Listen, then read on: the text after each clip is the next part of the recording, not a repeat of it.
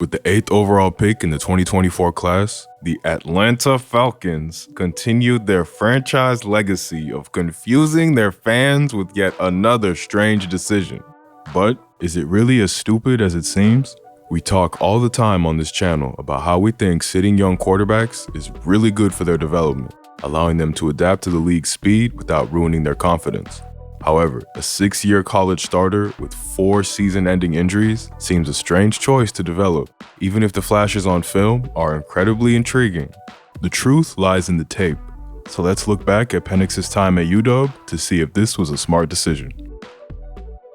The game of quarterback is a mental one, so how you see the field is the most important tool to see. Penix flashes all 3 main areas we look for: reading the game, progressions, and anticipation. Although, he's anything but consistent. Perhaps the most polished part of his game is the quick stuff. Hailing from an RPO-heavy offense, he's got plenty of practice catching and delivering a swift dart. Watching the corner here, Penix knows if he bails deep, then the space to the flat is easily attacked. Taking just a one-step drop, he's firing fast to his tight end, allowing him to rumble and reset the chains. Facing Oregon here, the coverage isn't as easy to spot, but Penix is still processing fast. Oregon shifts with the motion into bunch instead of following, signaling zone, but the cover 2 zone isn't a basic one, dropping the end and sending the corner to overload the right side. Penix is quick to read it, noticing the numbers advantage with the bunch and firing fast to the quick curl to get the first. And not wanting to give the ball back to the Ducks in the final 2 minutes, they let Penix help close it with the quick game. It's man coverage here with the Ducks sending 5, but Penix is too fast, firing at the cut point of the route, leading his receiver to the fresh downs. Your first read isn't always going to be open, especially not at the NFL level, so the ability to scan is a requirement. Here, Penix is good, if a little slow from second to third, but when in rhythm, there are some beautiful full-field reads, paired with an aggression to attack deep. A staple of the NFL is the mesh concept, and Penix has plenty of good snaps using it. His eyes correctly get to the wheel option first, but the backer gets over the top and ruins the angle, so Penix works back to the meshing drags, finding the busted coverage caused by commotion for yet another first down. Seahawks fans should be excited for Ryan Grubb, the OC, as he again draws up a mesh for Penix, but this time off motion, bringing Rome through the bunch. Michael is able to tell its zone thanks to the motion, so first looks to his high-low concept on the field side, but Oregon had this clamped, so glances to the drags, but knowing this is zone, quickly works through them and to his 5th read, his back on the swing. And here's the progressions paired with aggression. Starting out here, one of the editor's least favorite formations, the Huskies have the bunch split out wide of the numbers. However, the Utes bite and also end up too close to the sideline. Running a fake tunnel go, Penix first pump fakes the screen to sell it, before looking for the deep options. But the squeezed space of the formation leaves little grass to attack, and Penix is forced backside. It's a nice pocket slide around the pressure, and a beauty of a throw to the back corner. By far, the most coveted between the ears traits is anticipation. And while Penix can be slow to pull the trigger at times, he also showed glimpses of elite early throws. Again, the Huskies bring Rome in motion, this time tipping him off that it's man. With this intel, Michael goes to his best matchup, the out to the field side, anticipating the break open and allowing his receiver to run into the ball, but his good work is rewarded with a drop. Pairing aggression with anticipation, Penix again has the coverage solved and is firing early before a break. With the safety staying in his back pedal and not shading towards Polk, Penix launches, dropping a dime over the shoulder and allowing his man to catch and run, bringing this ball all the way inside the 5. And backed up against Stanford, this is good anticipation to attack the middle of the field. They've got a clear route to open the field and a dig to attack the space, and Penix anticipates this coming open, throwing early and around the linebacker into the path of his receiver. UW are 2 backed up, but it's a good attempt on a long third. When it comes to more complex reads or progressions, the work was mixed, but much like with his anticipations, there's glimpses and hyper-aggression to push the ball downfield. He gets a read early on the cover 3 shell thanks to the motion, and Penix is able to attack the intermediate depth by throwing early, hitting the deep curl quickly to make it unguardable.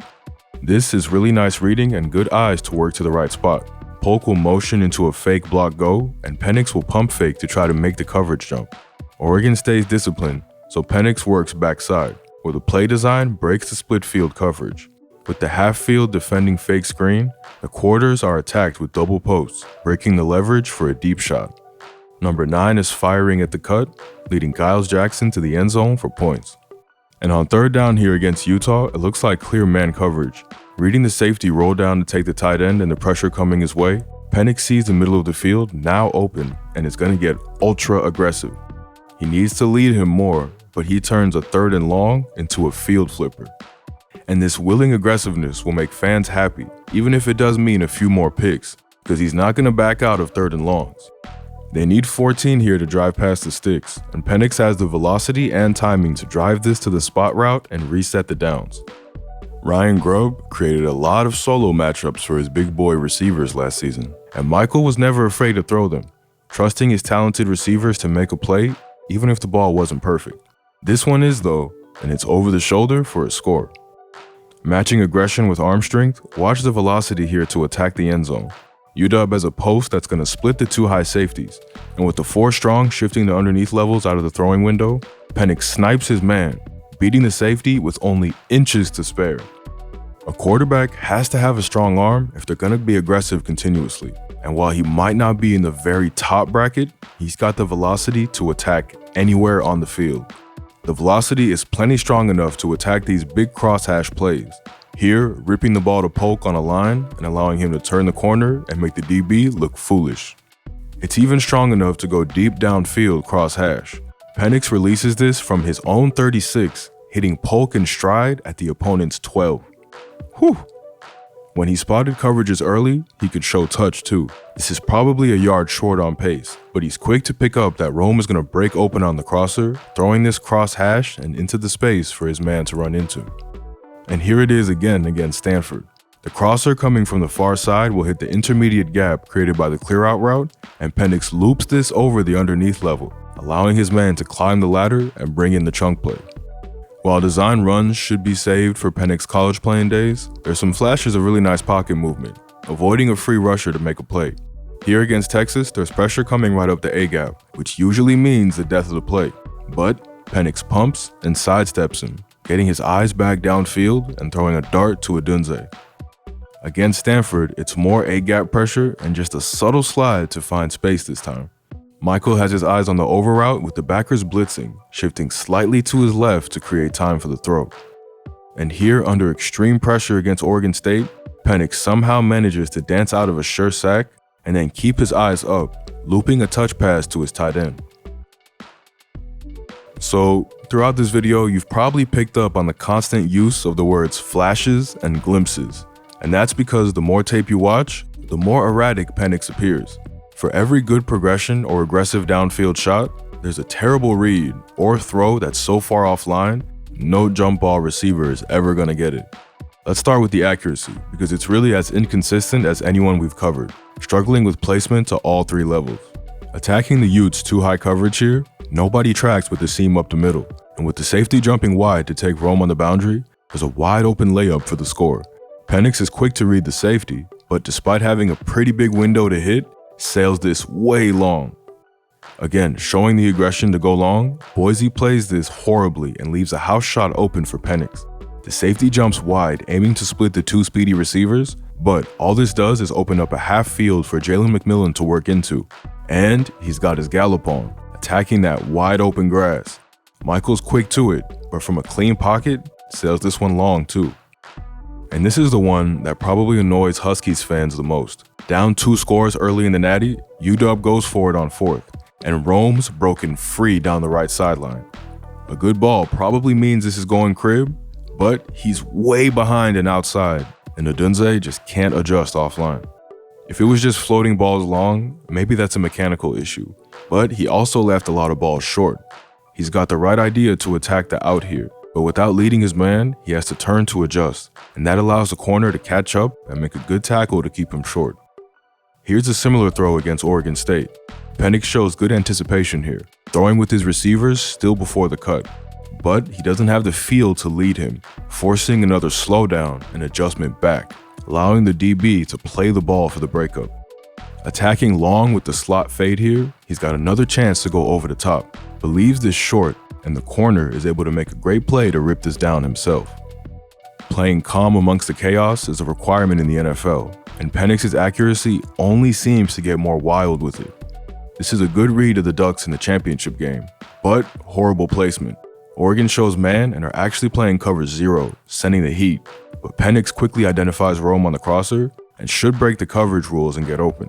The read here is good, he simply can't locate with the incoming rush, sending this way high and into the arms of a waiting defender. And even when he does show good pocket movement and the ability to reset, it's like he's taken a buff to his accuracy stat.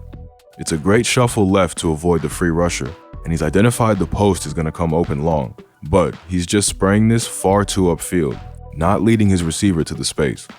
Placement is a big problem, but it's compounded by the erraticism in his reading. For as good as he may be one snap, it wasn't uncommon to see him completely miss a read, or be so late to it, the throw had now become dangerous. The corner at the top of your screen is going to come on the blitz, and UW clearly has a hot read built in, with Rome just turning around in the space. But despite waving to get his QB's attention, Penix is locked backside, staring down Polk on the over, then throwing a risky ball that an NFL DB probably would have jumped. Opening the game against Arizona State, this is just a complete misread of the coverage. It's third down and Sun Devils drop 8, but Penix thinks his pump fake to the flat has the defender way out of position, failing to see the deep third and trying to throw the corner route. And this ends up exactly how you'd expect. Getting heavy here, the Huskies hurry to the line and catch the defense guessing, turning a nice play action to get their tight end open to the back corner. But Penix just doesn't throw it. You run this play to get this exact read, so to turn this down is just silly. And here's just an awful decision under pressure. The pump fake never moves the corner, and despite the incoming pressure, Penix tries to squeeze this into the turkey hole gap on the short sideline, and this just loops straight into the arms of a defender. We praised Penix's ability to scan earlier, but his trigger after doing so often wasn't great, needing to see the route come open before he threw it, a big no-no at the next level. UW have a smash concept high-lowing the boundary side corner here, and Penix's eyes are in the right place, and his read is correct. He's just way too slow to release it, throwing this after the cut and inside, allowing the safety to make a play. Against Oregon State, he's just way too late on the trigger. We know he likes to go long, and Rome has his man beat, so just put this out in front and let him fly deep. But Penix waits several beats, allowing the corner and safety to recover, and by the time he releases, he would have probably been better hitting the crosser. Odunze gets bumped, but I still don't think he was getting to this. And late in the Apple Cup, that lateness almost threw the game away. Tied with 55 left, the coverage gets caught way too flat-footed, and there's a chance for a dagger. Penix takes too long to work from Polk to see it, and then with the rush coming in hot, decides to attempt the lay ball anyway. This is a terrible idea with the condensed field, and he's lucky nobody comes away with a pick. Getting stuck too long on one receiver is a theme of the clips and the tape, with Penix able to scan, but still locking on far too often. Again, it's Polk on the fade he's focused on, but no amount of shimmying or double moves is going to free him from that cushion. Penix stays stuck to it the whole snap, firing long and out of bounds, missing a wide open drag underneath. And here, he's premeditating what he's doing before the snap.